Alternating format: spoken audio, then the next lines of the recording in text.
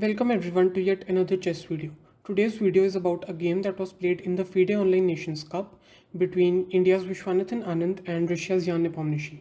And if you guys do not know about Jan Nepomniachtchi, he has been the number one ranked Russian chess player for a lot of years. And Vishwanathan Anand, of course, he is the five-time world chess champion. So without wasting any more time, let's get into the video. So Vishy is white in this position and Nepo is black. Vishy opens with d4, knight to f6, c4, and g6, and this is the king's Indian defense. Nepo is trying to play bishop to g7 and castle as soon as possible. So knight to c3, and now black plays d5, and this is the Grunfeld defense, and black is breaking in the center early on. So c takes d5, knight takes on d5, and now in a lot of games e4 has been played in this position, but here Vishy plays this other line, that is bishop to d2. And okay, it is not something new, it has been played a lot of times.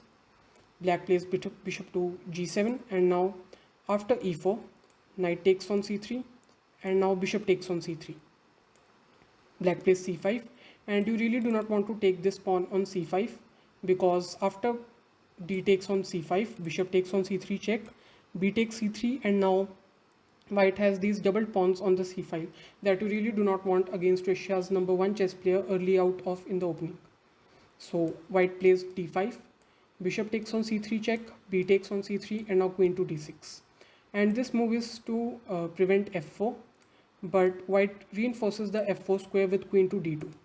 And okay, black just castles f4 as planned, and now e6. And black is breaking in the center once more. And this position has been reached a couple of times earlier as well.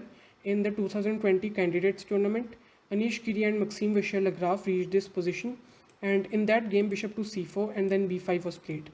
And do not ask me why b5 is such a good move, but the computers say that it is an easy way to refute this move bishop to c4. So here Vishwanathan Anand finds another move, that is knight to f3, and he takes on d5, and now playing bishop to c4 a move later. Of course this bishop cannot be taken, otherwise the queen will be lost. So bishop to e6, and now white just simply castles. And here black plays d4, and black is threatening, or not threatening, but just sort of proposing a light squared bishop exchange. But here white just gives its light squared bishop away with f5. And now as you see the bar, the evaluation bar, it jumps up for white, but a move earlier it did not even say that white was winning. So that's how deep the preparation is for Vishwanathan Anand. He plays f4, and here this is a sort of a trap laid out for Jan Nepomniachtchi, and he falls for it and he takes the bait. So Nepo takes on c4, and now Vishy plays e5. And okay, the queen is attacked, it has to go back, queen to d7, and Vishy played f6, and it was in this position that Jan Nepomniachtchi resigned the game. And it's sort of a really weird game, because 3 or 4 moves earlier black was simply doing really well, and now Jan Nepomniachtchi, who is the number one ranked Russian chess player, he just resigns the game. Why is that? First of all, white is threatening to play queen to h6 and queen to g7 checkmate, and it is not that simple to avoid. At first I thought, why can't black play king to h8, and after white plays queen to h6, rook to g8, and where's the checkmate? But here white has this move in its pocket, that is knight to g5, and now checkmate on h7 is unavoidable. So some really deep preparation here by Vishwanathan Anand. And later after this game, Vishwanathan Anand said that this move e5 was prepared by his team for the 2013 World Chess Championship between Magnus Carlsen and himself, and this move he never played in that championship, but this came in handy for him in this game.